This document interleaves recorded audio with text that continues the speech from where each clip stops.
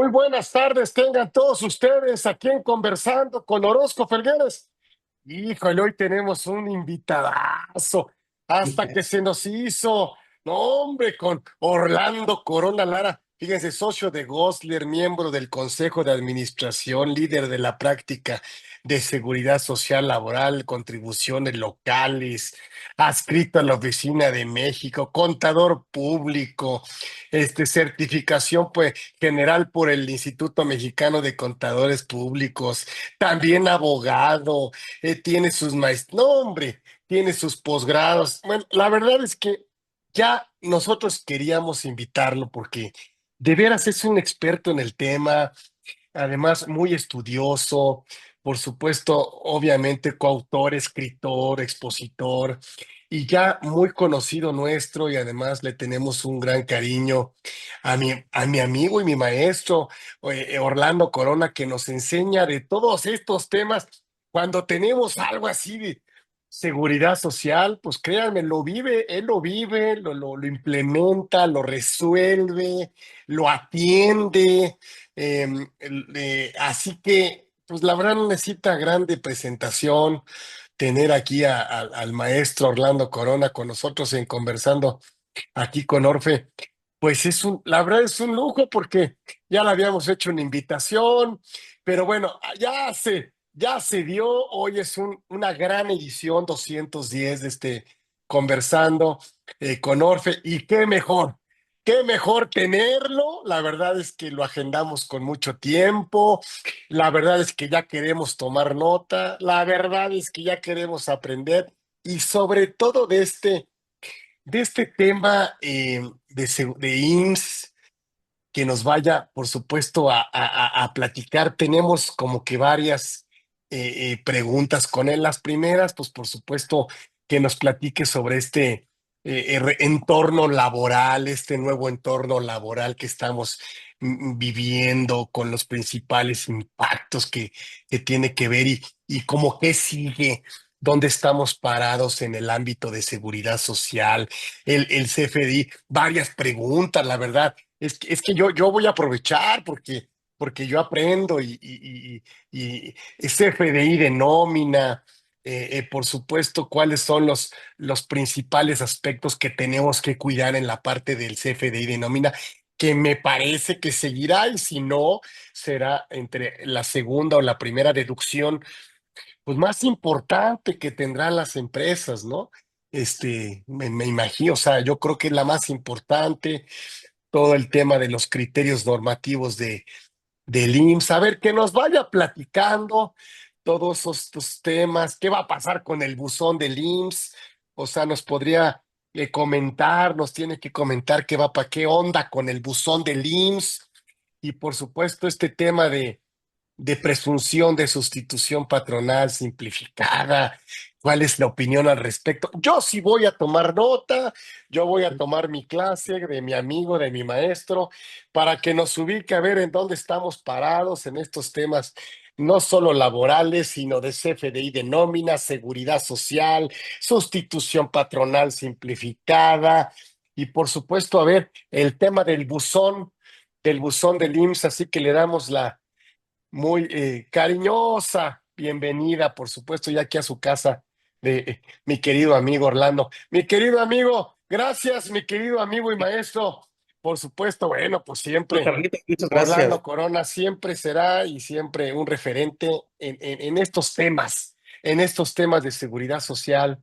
este, Muchas Así que gracias. platícanos, mi querido Orlando, Gracias, está con Carlita. nosotros el maestro Orlando Corona con nosotros. Hombre, Gracias oye, por qué haber gran estado presentación. estar Muchas aquí con gracias. nosotros. Platícanos, querido amigo. Muchas gracias, Carlitos. Qué gran presentación. Ay, La verdad es que tu sí, micrófono.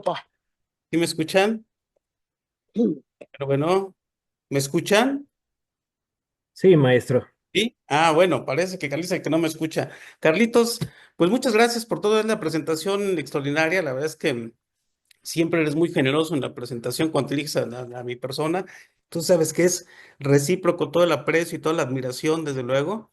Y bueno, pues gracias, y es un honor estar aquí con todos ustedes con ese tema que, como bien lo dijo Carlitos, es un tema que a mí me apasiona. Y bueno, hemos pasado ya por varios temas de reformas que hemos compartido, inclusive en algún momento con Carlos, ¿no? Y bueno, pues esa es la idea de compartir un poquito esos temas.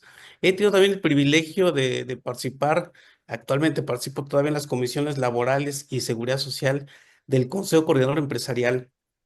Y eso nos permite, desde luego, estar en la parte de la negociación con autoridades y nos da también un poquito el sentido de cuál es, en ocasiones, el objetivo, la reforma, por qué se modifica, qué es lo que se pretende, ¿no? Entonces, de todo eso vamos a comentar de manera muy breve, desde luego por el tiempo, pero sustanciosa, ¿no?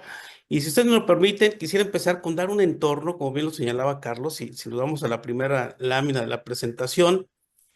Si pasamos a la siguiente hoja, por favor, o no sé, ahí está. Bueno, miren, es muy importante este aspecto. Miren, el Seguro Social siempre había tenido un comportamiento en cuanto a incorporación y recaudación de manera, digamos, muy ligada, de manera, con una, digamos, una vinculación muy estrecha con el crecimiento económico, ¿no? Es decir, si el Producto Interno Bruto crecía a 2 puntos, pues en la misma proporción crecía el empleo y en esa misma proporción se incrementaban los recursos del IMSS.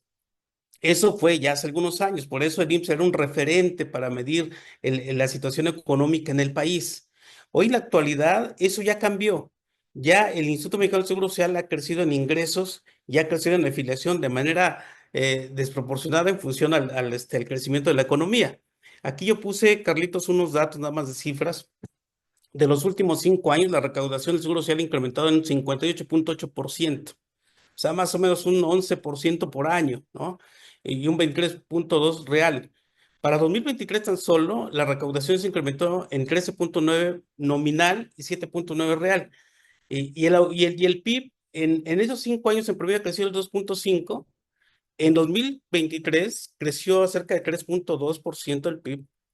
Y eso nos da un parámetro para poder determinar, bueno, pues cómo ha tenido el crecimiento del Instituto Mexicano del Seguro Social en cuanto a incorporación, en cuanto a recaudación, diferente desde luego al entorno económico, y eso solamente se logra con algo: eficiencia en la recaudación, ¿verdad? Y fiscalización constante, que es el tema al cual vamos a entrarnos. Precisamente por eso quería dar este punto, ¿no? ¿Cómo se justifican esos crecimientos? Bueno, primero la ampliación de la base de personas aseguradas al IMSS. Ustedes todos saben seguramente que ha habido ya la incorporación, por ejemplo, de las trabajadoras y trabajadores del hogar, que ya es una obligación su afiliación al Instituto Mexicano del Seguro Social. Han continuado los decretos y convenios para la incorporación de trabajadores jornaleros del campo, por ejemplo, entre muchos otros, ¿eh?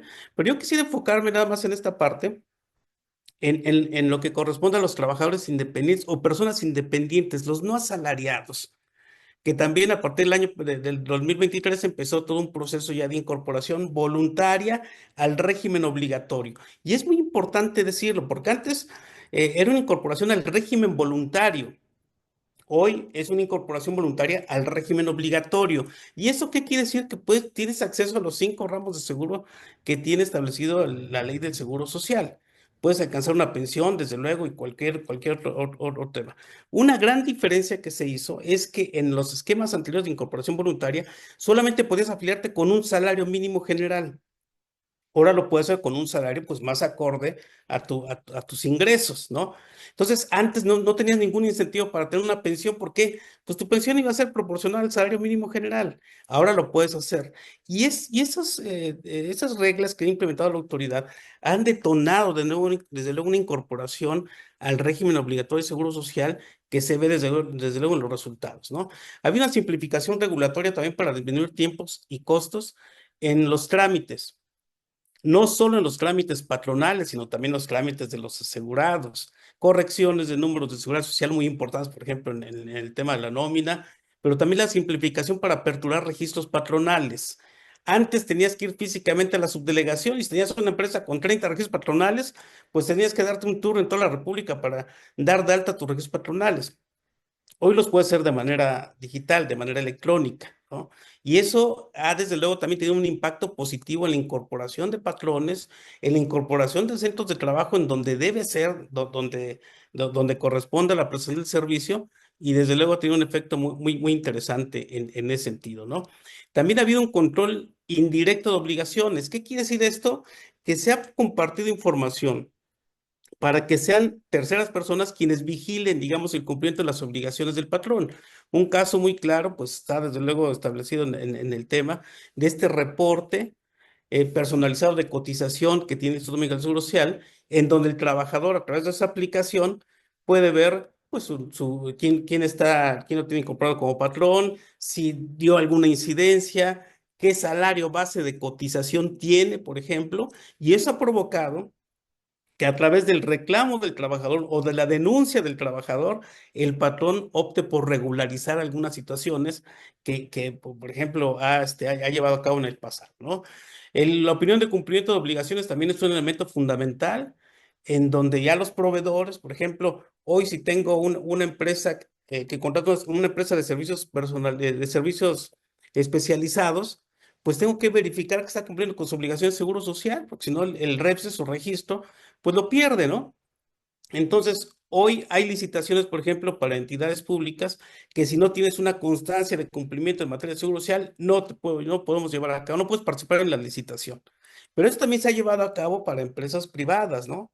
Si no tienes un cumplimiento de obligación de seguro social, pues no podemos llevar a cabo la celebración de un contrato. Entonces, esto ha detonado desde luego una fiscalización o una vigilancia del cumplimiento de obligaciones con terceras personas, ¿no? La vinculación con las autoridades, que eso es algo que también se ha visto mucho con Secretaría de Trabajo y Previsión Social, con el SAT, con el Infonavit. El tema de subcontratación es un claro ejemplo de ello, ¿no? Para que puedas tener tu registro, tienes que cumplir tus obligaciones ante el Seguro Social, ante el Infonavit. Si no, no tienes tu REPS, por ejemplo, ¿no? Y cada vez que tienes, por ejemplo, un incumplimiento en materia de Seguro Social, a través de la Secretaría de Trabajo y Previsión Social te llega una invitación, ¿verdad? Para que corrijas tu situación o de lo contrario pones en riesgo la vigencia de tu REPS, ¿no? Entonces, la coordinación ha sido muy interesante y algo que hay que tener en cuenta en este caso también es la vinculación con otras autoridades, no solo fiscales, pero por ejemplo la Procuraduría Fiscal de la Federación, que es un tema también ya más delicado porque puede involucrar delitos en materia de seguro social. Hay que tener mucho en cuenta que en materia de seguro social existe un delito, que es el delito de defraudación en contra de los regímenes de seguridad social, que se confunde mucho con un delito fiscal. Aquí es un delito diferente. Aquí el bien jurídico tutelado es el patrimonio del Seguro Social. Entonces, ¿quiénes pueden incurrir en este delito? Pues quienes omiten cuotas y afectan el patrimonio. Las cuotas que pagamos al Seguro Social son patrimonio del Seguro Social. O quien tiene un beneficio indebido del IMSS. Personas que sin ser trabajadores, sin ser socios de aseguramiento, obtienen un beneficio, por ejemplo. Entonces, ese también es un tema que vale mucho la pena considerar en este entorno, porque se tiene también el riesgo de incurrir en ese tipo de delitos, ¿no? Y las reformas laborales y la normativa del Seguro Social han sido también fundamentales. Ha habido reformas, desde luego, la parte del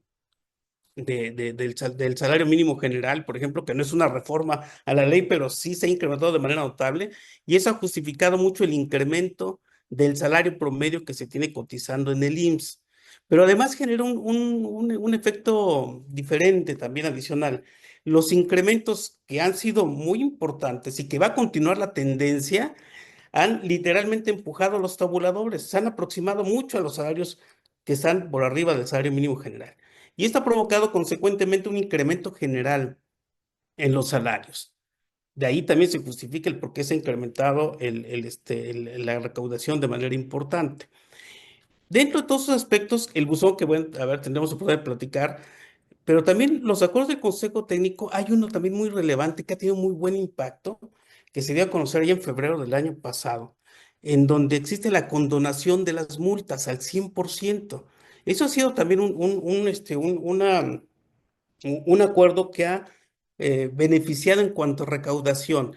¿Qué quiere decir esto? Que si hay una infracción, por ejemplo, dejar de pagar por seguro social, pues la multa puede ser hasta el 100% del importe de las cuotas. Así de extensa está la multa. Si vas a pagar lo que determinamos en fiscalización, tienes la posibilidad de condonar el 100% de esa multa y esto ha generado un efecto en que los patrones, pues con esa condonación dice, bueno, pues pago lo que corresponde, ¿no? Entonces, ese ha sido también un tema de mucho éxito que ha sido utilizado por el Seguro Social en este ámbito y que ha justificado desde luego este incremento en la recaudación. Sigamos la siguiente, ya para concluir esta parte de la introducción. ¿Cuáles son las acciones contra la simulación y evasión? Concretamente, ¿no? Hay muchas y no son temas nuevos que tiene el Seguro Social. Por ejemplo, inscripciones improcedentes. Ese es un tema que también últimamente se ha intensificado mucho. ¿Qué quiere decir esto? Personas que sin tener la obligación de afiliarse al IMSS se incorporan, se registran como trabajadores. ¿Qué es lo que hace la autoridad? Bueno, pues los identifica. ¿Cómo lo hace? De manera muy sencilla. Ya con todo el seguimiento que puede dar, verifica, por ejemplo, tendencias en las cuales una persona que no había estado afiliada al Seguro Social durante años se afilia, ¿verdad? Obviamente, seguramente para recuperar cotizaciones de años anteriores y se afilia con un salario alto, desde luego que le beneficia la pensión, ¿no? Entonces, la autoridad lo que hace es que verifica si esta relación de trabajo es real. Y si no lo es, pues entonces echa abajo esta inscripción y rechaza esta como una inscripción improcedente. Lo mismo pasa, por ejemplo, en el caso de personas que se inscriben o se las inscriben al Seguro Social y que de manera inmediata prácticamente obtienen un servicio médico por parte del IMSS, ¿no? La autoridad dice, verifica si es que efectivamente existe una relación de trabajo. De lo contrario, pues existe esa inscripción improcedente. Lo cual en la actualidad, pues ya no es me parece que hay alternativas para poder obtener una pensión sin tener que simular una relación de trabajo o tener un acceso a un servicio médico sin tener que incorporarse al régimen obligatorio de seguro social con los esquemas que tiene la autoridad. Entonces, esas son prácticas que se siguen llevando a cabo y que la autoridad tiene identificadas. La negación de relación de trabajo también, personas por honorarios que no están, digamos, o que tienen más bien elementos de una relación de trabajo y que consecuentemente, pues, deberían de estar afiliados al IMSS y no lo están. Y eso se ha intensificado mucho por el tema también de las pensiones. Una persona que obtiene su pensión del IMSS ¿puede tener el riesgo de perder su pensión si se afilia al régimen obligatorio? Sí, si se pensionó con la ley del 73. Y eso es lo que ha hecho que en muchas ocasiones esta persona dice, bueno, yo quiero seguir trabajando, pero ya no como trabajador, porque puedo perder mi pensión. Y buscan esquemas de honorarios y algunos otros que llegan a complicarse, desde luego, y ese tipo de cuestiones la autoridad lo tiene, desde luego, también bien identificado. Entonces, son aspectos también que hay que cuidar. El tema de la subcotización, que estemos manifestando salario base de cotización inferior al que corresponde. Los FDIs, como platicaba Carlos, han sido un tema fundamental, ¿no? Los FDIs han identificado, dado ciertos indicadores a la autoridad que les permite presumir cuando hay cierta subcotización, que bueno, lo podemos comentar más adelante. Pero hay un tema fundamental, es llevar a cabo una conciliación de los FDI de nómina contra la nómina y contra el registro contable. Es una labor fundamental en cualquier empresa. Créanme que cuando hacemos ese proceso de control, de conciliación, van a reducirse de manera importante todas las notificaciones que nos llegan del IMSS, del SAT, de la Secretaría del Trabajo, de los impuestos sobre nóminas en los estados, por ejemplo, creo que es una función también fundamental. Los criterios de integración del salario base y cotización que se han dado a conocer la autoridad también han sido muy útiles. Aquí lo que hay que tener en cuenta es que lo que tratan de atender es la simulación, ¿no? Vamos, hay muchos criterios que hay que aplicar y bueno, tenemos seguramente la oportunidad de abundar en alguno de ellos. Los programas a sectores específicos. Hoy está, me parece, de manera muy importante el tema de las empresas de transporte, tanto de carga como de pasaje. Esas empresas, como ustedes recordarán, tienen la posibilidad de pagar sus cuotas con base a convenios con las cámaras, que les permiten utilizar un factor de referencia aplicado a la UMA para determinar su salario base de cotización. Y eso ha sido ya por muchos años.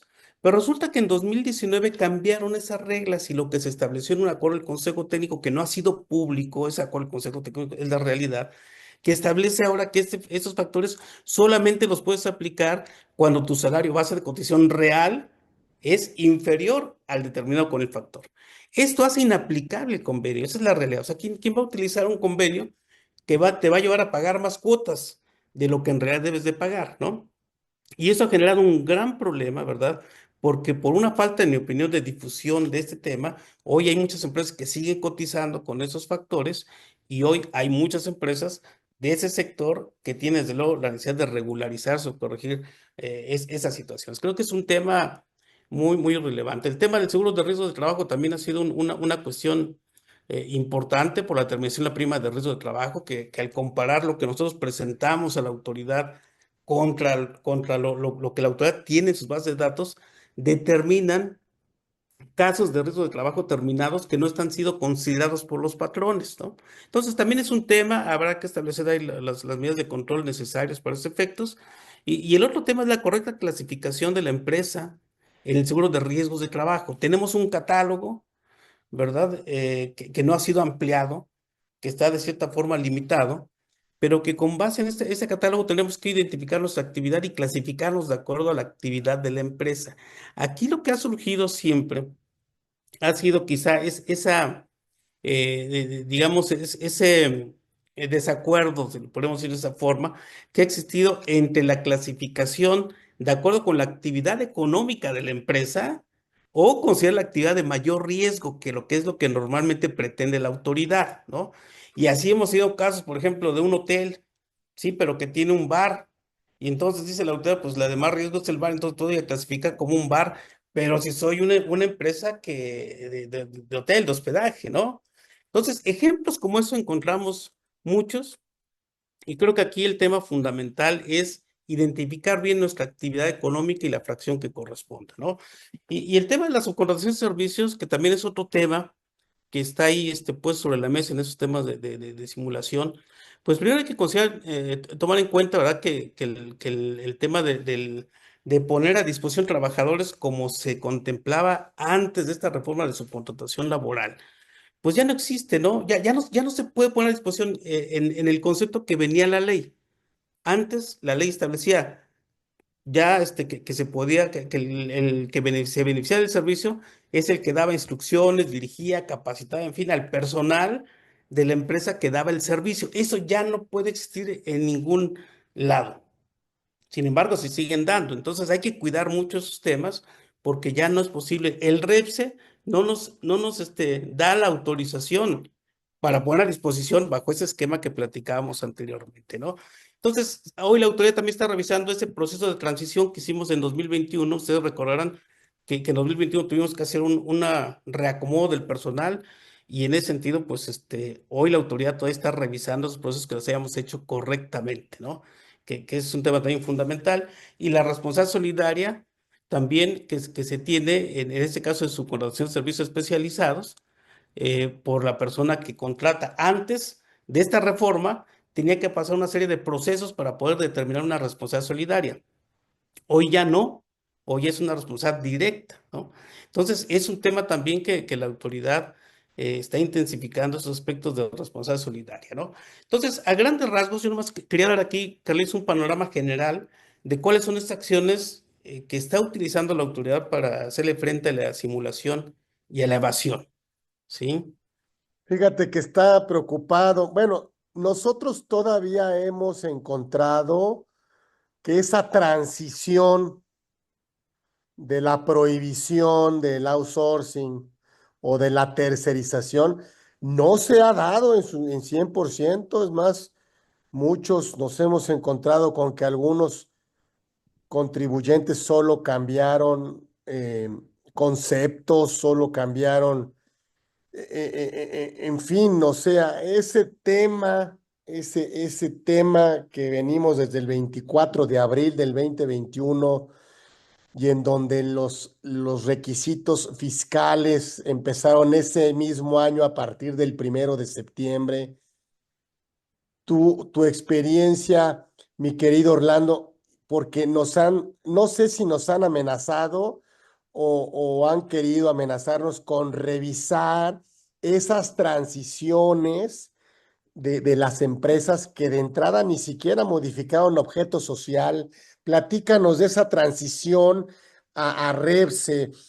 ¿Va a venir revisiones? ¿Qué está revisando la autoridad? A ver, mi querido.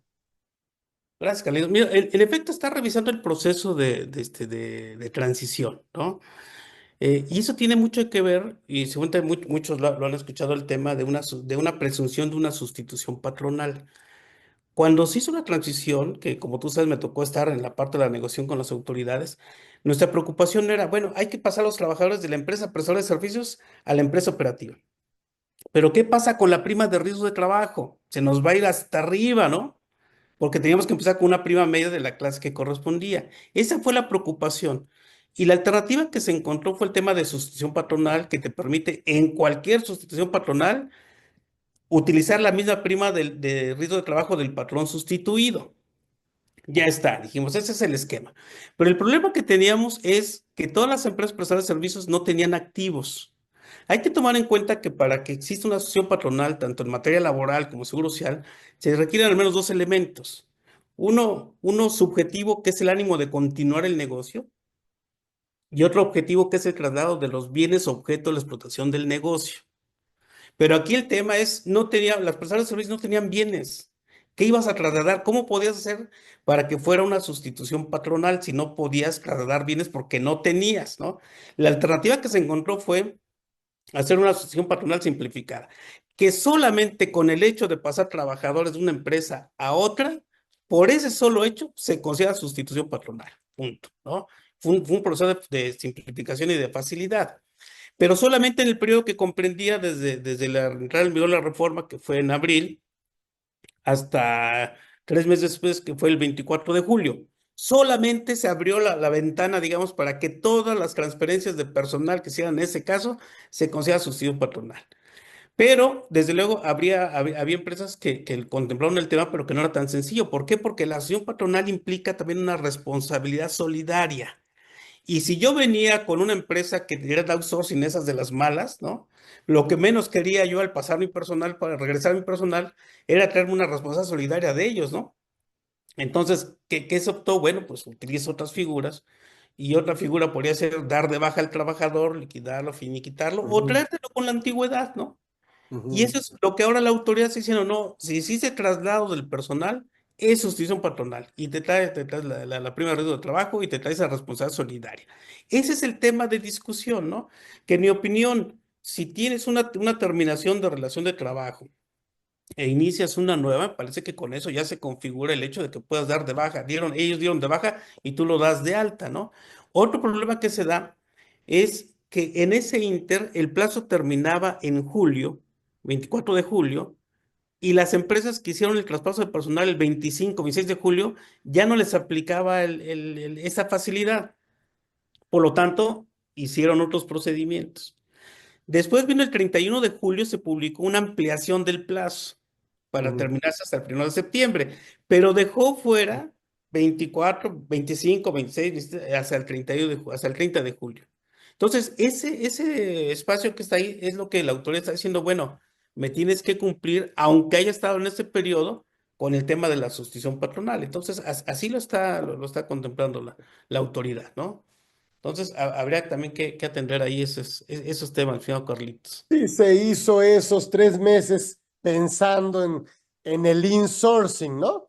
En el insourcing, Sí, de exactamente. alguna manera, ¿no? Donde tú lo tenías, las empresas lo tenían y bueno, pues no los quiero perder. Son míos, son Claro, valiosos. tienen la experiencia, Yo tienen la me los capacitación. traigo, ¿no? Ujú. Pero en los otros que decías, bueno, pues no, estos sí, no, no, no los quiero conservar.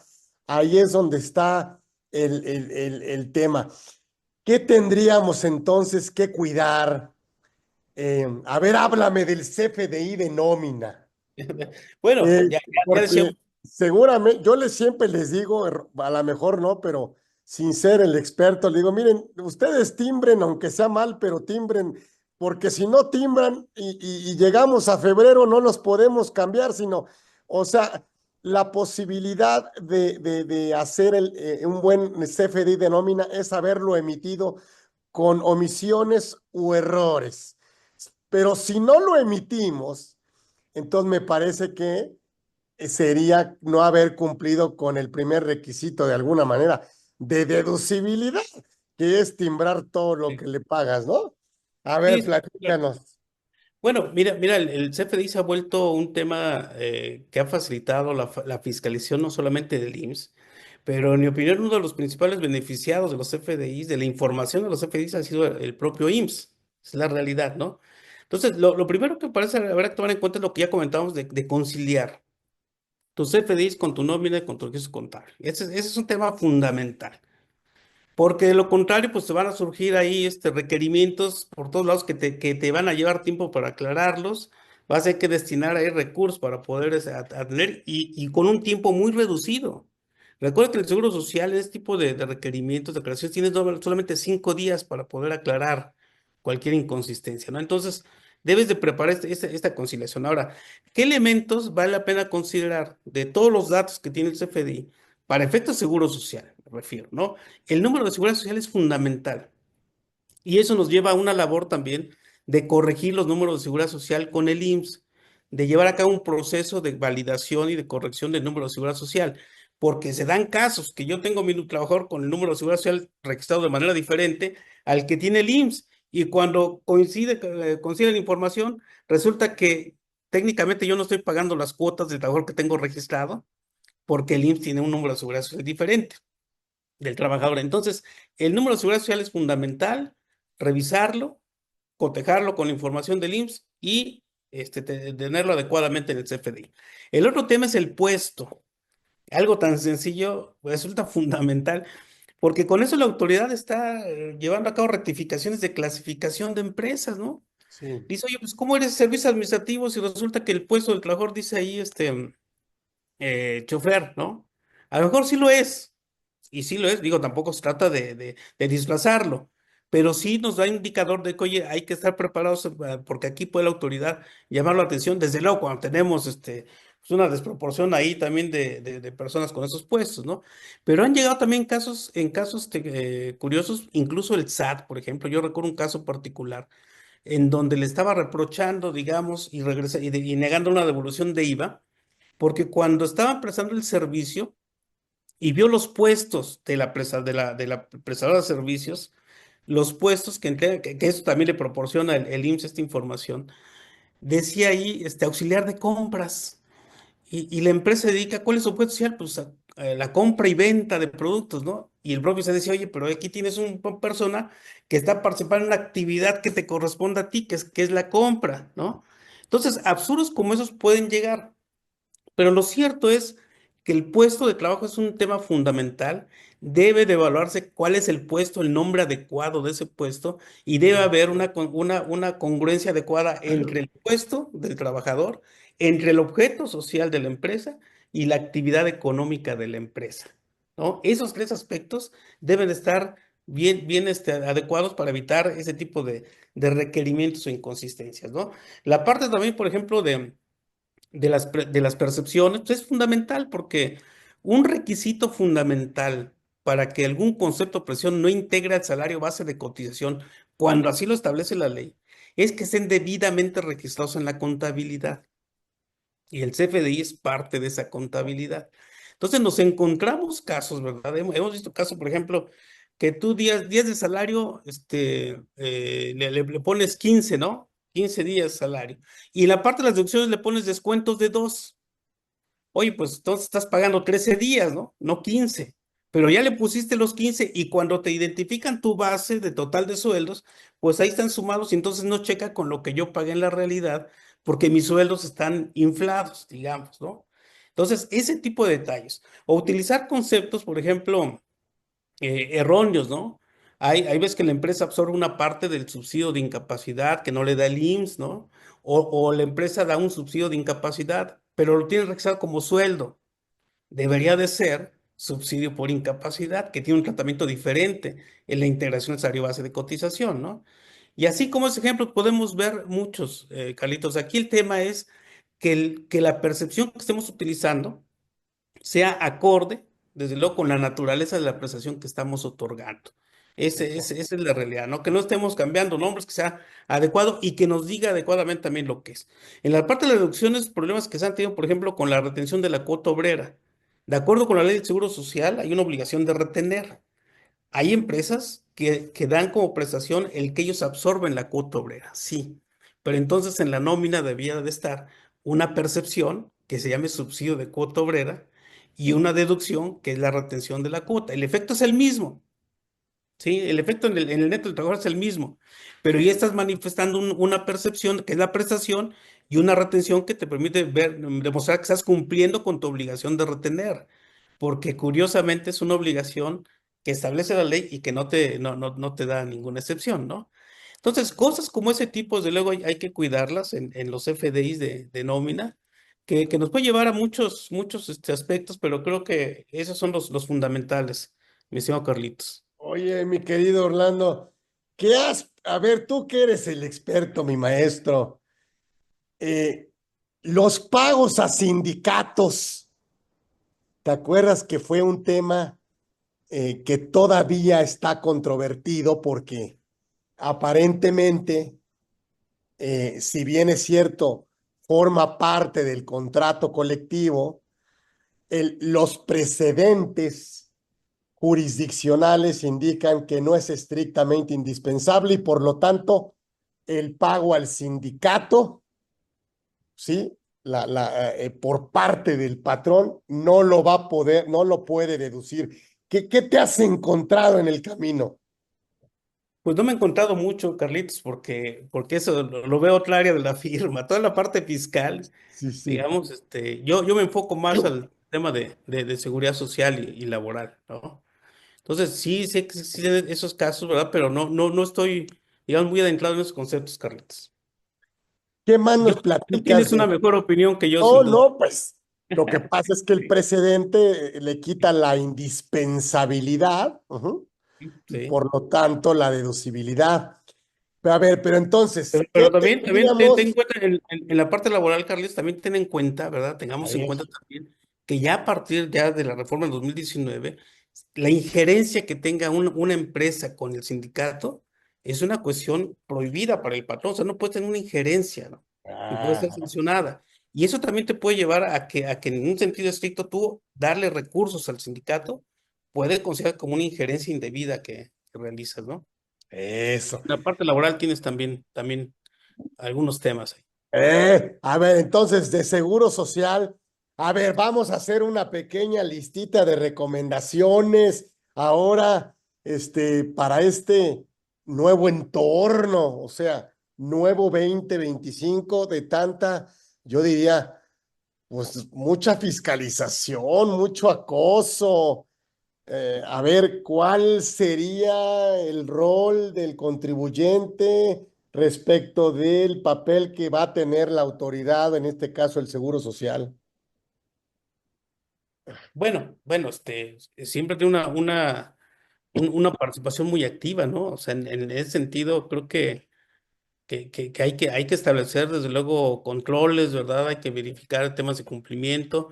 La autoridad ha mostrado muchos programas de fiscalización y la gran ventaja de eso es que también ha permitido a los patrones ver cuáles son los aspectos que tiene que cuidar, ¿no? En ese sentido. Entonces, creo que nuestra labor como asesores, ¿verdad? Como expertos en la materia, pues es desde luego difundir un adecuado cumplimiento de las obligaciones. Y en caso de que tengas un impacto fuerte, pues hay que tratar de minimizar el efecto. Y hoy la autoridad ha sido muy accesible en esos temas, ¿no? Por ejemplo, una corrección. Yo te podría decir que cuando te llega una invitación de una corrección de un punto, yo te puedo decir que en el 90% es porque tienes un tema ahí, Ah, ¿no? Ya no es como antes, ¿no, Carlitos? Que antes se llegaban todas las invitaciones y sí, te sí, decían una serie de cosas que en realidad no eran ciertas, no se cumplían, ¿no? Pero hoy yo te puedo decir que si llega una invitación porque te estás omitiendo, por ejemplo, la integración salarial de cierto concepto, pues prácticamente pues, puede ser una gran posibilidad de que sí estés incurriendo en una falla de ese tipo, ¿no? Entonces hay que hacer la corrección, hay que acercarse con una corrección con la autoridad, ¿verdad? En ese sentido. Y eso nos lleva a un tema también muy relevante, Carlos, que son los criterios que a la ver, que autoridad. estos criterios que ha emitido el Seguro Social, relacionados con la integración del salario. A ver, platícanos, mi querido Y Orlando. bueno, ha habido ya, yo creo que ya por lo menos 10 años en que ha habido publicación de criterios no vinculantes, ¿no? ¿Cuáles son los aspectos que hay que considerar? Pues primero que son criterios normativos, pero no vinculantes, es decir, que no forman parte de ese vínculo legal que existe entre derechos y obligaciones que tienen los patrones con la autoridad. O sea, no me obligan nada, ¿no? Y se ha cuestionado la legalidad de algunos acuerdos, ¿no? Por ejemplo, el tema de la previsión social, Ujú. que te decía es que tienes que demostrar el destino del recurso, ¿no? Ah, Dentro del acuerdo. sí. Cuando en realidad lo que dice la ley, pues simplemente es que tienes que demostrar la naturaleza. Entonces, prestaciones como, por ejemplo, pues, una ayuda de función, ¿cómo demuestra la naturaleza? Pues que se ha establecido en el contrato y que te traigan el acta de función del familiar, de acuerdo a la presión que otorgamos, y te doy tu prestación. ¿Para qué lo destinas? Pues eso ya es una cuestión que ya sale, digamos, de este control, ¿no? Tú le dices una ayuda de gas de defunción, ¿no? Entonces, ese es el tema que ha complicado al principio en esos criterios. Pero yo te podría decir que los otros ya han sido más apegados a lo que establece la propia ley. ¿Qué aspectos hay que tomar en cuenta en esos criterios? Es que atienden a una simulación, esa es la realidad. Si no estamos en una simulación, no tenemos por qué preocuparnos en ese sentido, ¿no? Y ejemplos hay muchos, ¿no? O sea, hay temas de pensiones, aportaciones para planes de pensiones que no son planes de pensiones porque le regresan al trabajador de manera inmediata los recursos. Esa es una simulación, desde luego, ¿no? Y claro que esos conceptos tendrán que ser integrables al salario base de cotización. Hoy están con los temas de premio por asistencia y puntualidad. ¿Cuál es la simulación que es la autoridad? Pues yo encuentro premios de asistencia y puntualidad que se dan a todos. Lleguen a trabajar o no lleguen a trabajar, lleguen tarde, lleguen temprano, se les da a todos. Sí, Entonces dice la sí. autoridad, porque eso es una simulación. Los anticipos de PTU Ujú, que se dan en un anticipo de PTU y que dice, pues dice la ujú. autoridad, resulta que no hubo utilidades, ¿no? Ver, Pero sí, ya es sí. un anticipo de PTU y no se integró el salario base de cotización. Ahora, si esto es, aquí el tema que hemos podido platicar con las autoridades es que si esto no hay simulación, no tienes por qué preocuparte. Oye, di un anticipo de PTU porque además el sindicato tengo establecido un anticipo de PTU, está bien, ¿no? Y si después vino ya tu resultado fiscal, hubo base de PTU, le pagas la PTU, descontaste el anticipo, está bien. El problema es cuando lo estás dando de manera disfrazada. No hay base de utilidades, pero te doy el anticipo, pues de lo que ese concepto es integrable, ¿no? Y siempre ha sido integrable, esa es la realidad. Inclusive, Y si te lo devuelve, bueno, pues ya lo hiciste, ¿no? Pero es muy sí, sí, complicado también sí. lograr una devolución ahí con los trabajadores. Ah, ya, no, pues ya se lo gastaron. Oye, Sí, este 1 de febrero, háblame del buzón tributario. bueno, pues ahorita que estamos en el tema presente, porque el plazo que teníamos para para poder, digamos, bueno, el plan establecido para poder activar nuestro buzón tributario, nuestro buzón IMSS, ¿verdad? Que es una figura que existe ya desde hace algunos años, pero no de manera obligatoria. Ujú, Se ha cuestionado mucho la obligatoriedad porque la ley sigue diciendo que el patrón podrá en lo que establece la propia ley, pero también establece la propia ley que para cumplir las obligaciones tendremos que utilizar los medios establecidos por la autoridad, ¿no? Esa es la realidad. Entonces, me parece que el tema de la obligación está ahí establecido. Los lineamientos que se dieron a conocer en junio pasado establecen precisamente que el 1 de febrero debimos de haber habilitado nuestro buzón IMSS, ¿no? Este buzón, digo, hay que tomarlo en cuenta porque desde luego va a ser la única alternativa para poder dar cumplimiento con obligaciones ah, caray. patronales, ¿no? Y va a ser usado no solamente por los patrones, también por los trabajadores para trámites, por ejemplo, pero también para terceras personas o interesados responsables solidarios, los contadores públicos que dictaminamos, por ejemplo, también tendríamos que usar en algún momento ese buzón. Entonces, no es un tema exclusivo para los patrones, ¿no? Mm. Sino cualquier persona sujeto obligado, ¿no? Por alguna situación ante el Seguro Social. Y seguramente, bueno, ¿y qué pasa si no habilitamos ese buzón, ¿no? Ya es día 2 perdón, día 5 de febrero, ¿verdad? Y no lo habilitamos. Pues el tema es la posible aplicación de una sanción, pero aquí también el tema importante es que se le da la facultad a la autoridad para que pueda notificar por estrados, ¿no?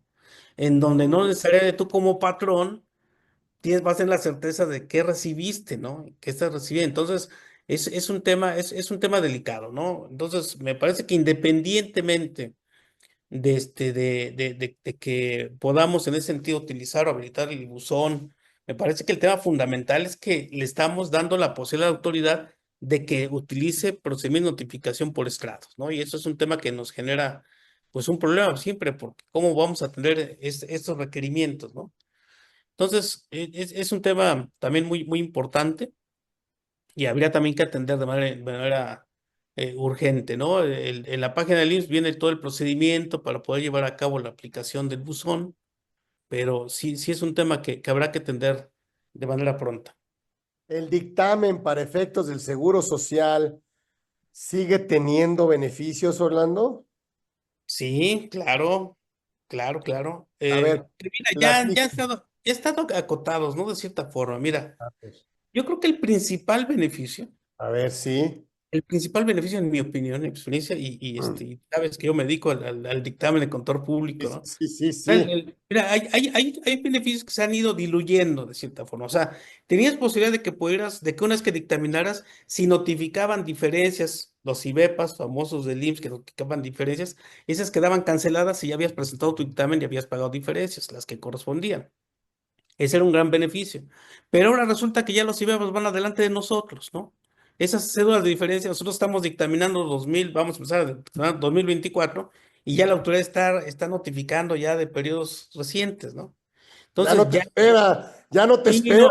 Entonces ese beneficio pues como que ya se diluyó, ¿no? El otro beneficio es que si tenemos dictamen de control público no eres sujeto de visita, de A auditoría, ver, de una orden de visita, ¿no? Pero dice la autoridad, bueno, pues sí, pero una revisión de gabinete es diferente, una notificación que te puedo hacer es diferente, o sea, finalmente la autoridad sí fiscaliza, ¿no? A través de otros medios, pero finalmente también pues, hay un beneficio del dictamen, ¿no? Y otro beneficio del dictamen, que me parece que me parece que es un beneficio efectivo, es que si queremos corregir avisos afiliatorios, el dictamen de control público es un instrumento adecuado y valioso. Déjame decirte por qué. a ver. Porque hoy una empresa, por ejemplo, vamos a suponer que una empresa quiso, se dio cuenta que en el mes de mayo hubo una gratificación y no la integró al salario base de cotización. Y ya estamos en 2025, ¿no? Y eso fue en mayo de 2024. ¿Qué haces? Pues tienes que pagar las cuotas, ¿no? Bueno, determinas el importe de las cuotas y pagas las cuotas, pero tienes que prestar el aviso de modificación de salario del trabajador. ¿Con qué fecha? Con mayo, ¿sí? Y el aviso descendente, ¿no? Para bajar ese salario. Pero resulta que el salario hacia arriba tiene efectos del 1 de mayo, por ponerte el ejemplo, y el salario descendente se presenta tiene vigencia hasta que lo presentas. Consecuentemente, fíjate lo que pasa. Ese salario hacia el alta deja sin efecto cualquier salario que haya presentado en el año que sea inferior a esa cantidad. Entonces, hay patrones que quieren corregir de manera adecuada esas diferencias, esos errores que incurrieron, pero resulta mucho más caro corregirlo de manera directa ellos. El dictamen de control público te permite que si esas omisiones las corriges por dictamen, solamente corrijas el periodo que quieres. Yo dejé de pagar cuotas de mayo porque no integré cierto concepto. Ah, pues nada más el periodo de mayo se puede corregir. Yo no di de alta a un trabajador y solamente quiero corregir porque estuvo trabajando conmigo de enero a junio. Ah, pues lo hago por dictamen y nada más te corrige ese periodo, ¿no? Entonces, hay empresas que de buena intención quieren corregirse y prestar avisos de modificación de salario, pero si no lo haces por dictamen de control público que lleva una guía especial, ese aviso afiliatorio, pues, te metes en una serie de problemas más complicadas que lo que querías corregir, ¿no? Entonces, me parece que ese es un beneficio que sigue siendo interesante. La posibilidad también de pagar las diferencias en pagos en parcialidades, que ya no es exclusiva de dictamen. Digo, ya hay convenios de facilidades para pagos de adeudos. Entonces, me parece que de los beneficios legales ese es uno de los más valiosos, pero desde luego también creo que la parte importante es que vemos la parte preventiva, ¿no? O sea, en ese sentido, las recomendaciones, las observaciones, las sugerencias de poder corregir alguna deficiencia, de establecer un control interno que te permita regularizar este tipo de situaciones, creo que ese es lo más valioso que puede ser en un dictamen, ¿no? Nosotros como dictaminadores, si vemos que hubo diferencias y el año siguiente hay diferencias y el año siguiente hay diferencias y por la misma causa, pues creo que debemos de reflexionar si la función del auditor pues no nos falta algo, ¿no? Porque en ese sentido el auditor no solamente es la parte correctiva, sino establecer las bases necesarias para que no vuelvan a incurrir ese tipo de errores, ¿no? Entonces creo que esa es la parte también benéfica del dictamen. ¿No van a sacar algún estímulo de condonación de algunas cuotas pendientes? Que yo sepa, no. No, no, no, no, no, no, No hay. no la hay. Y este de condonación que decía de la multa me parece que ha sido un gran éxito. El de la multa. Y el Ujú. de la, sí, o sea, ese ha sido un gran éxito, ¿no? Porque cuando te determina una diferencia, por ejemplo, te digo de pago de cuotas, pues resulta que el importe de la multa puede ser hasta el 100% del importe de las cuotas que hay ¿Eh? que pagar. O sea, te duplica la cantidad con una multa, ¿no? Sí, entonces, Se duplica. sí, Sí, sí, sí, sí, sí, sí. Ok, sí. entonces ciérrame, conclúyeme con tu experiencia. ¿Cuáles son los puntos más importantes que el patrón debe de cuidar ahorita que inicia 2025? Bueno, mira.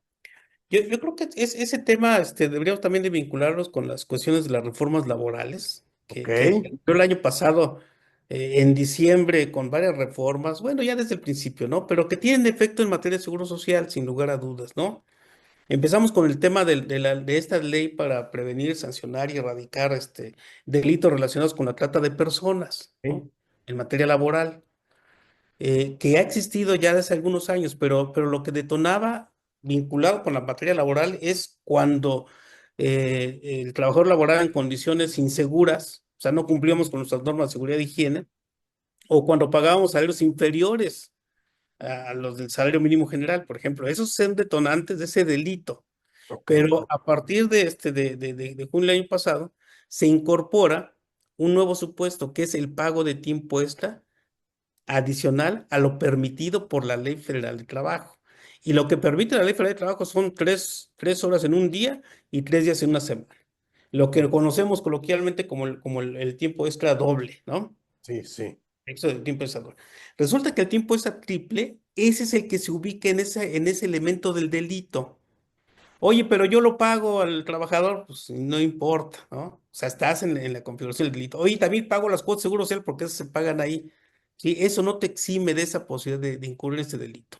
Entonces, hay que tener mucho cuidado con eso, pero también hay que tener en cuenta que en la ley federal de trabajo el tiempo extra se considera solamente para cosas, pues, de luego, como su nombre lo indica, extraordinarias.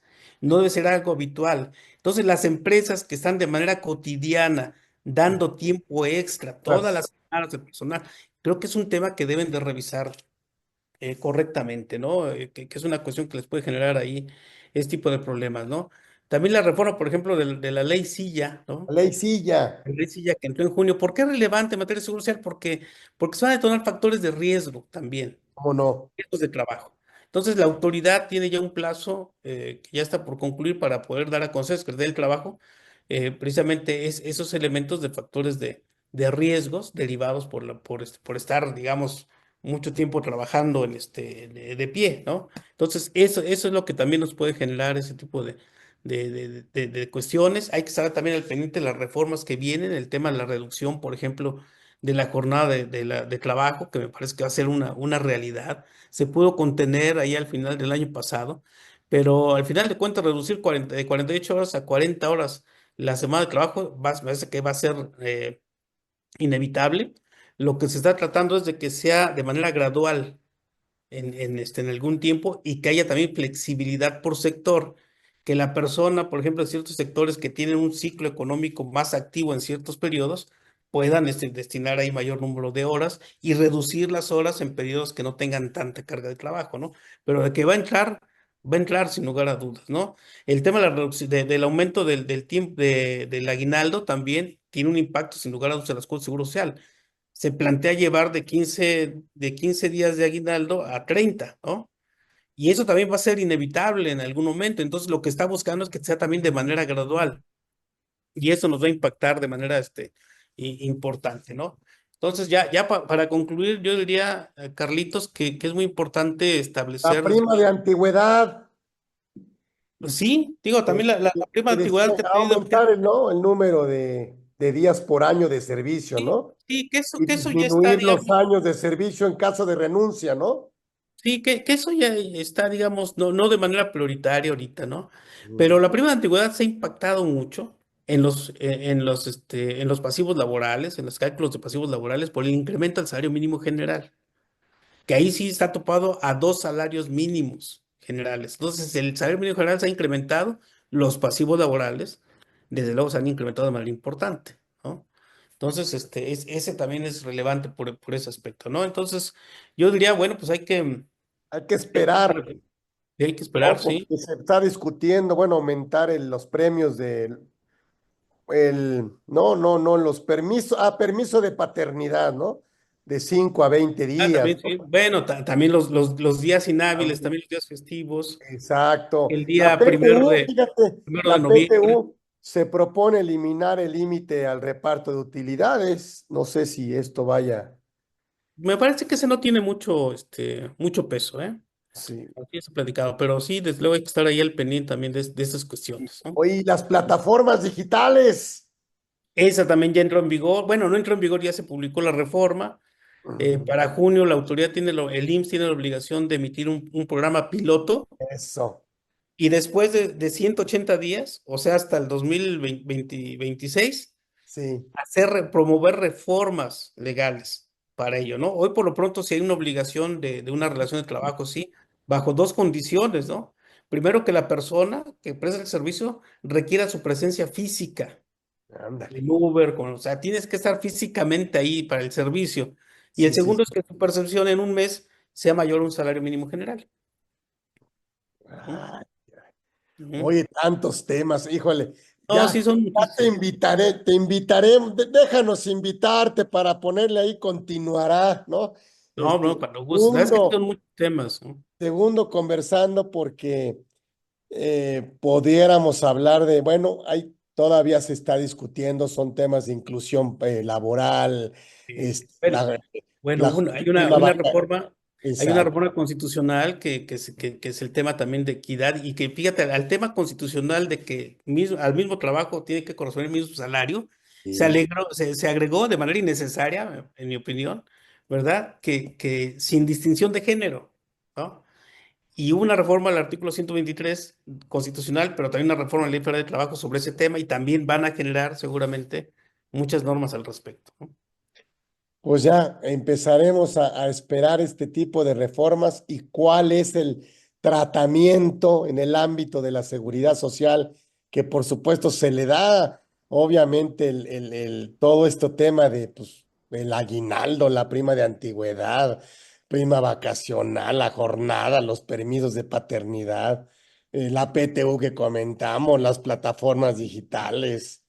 Eh, bueno, pues ya tendremos oportunidad de platicar. Así que lo despedimos a Orlando. Humbertito, ahí tenemos un reconocimiento de todos los que tiene, pero pues le tenemos que dar uno. El mejor son las gracias, todo nuestro cariño.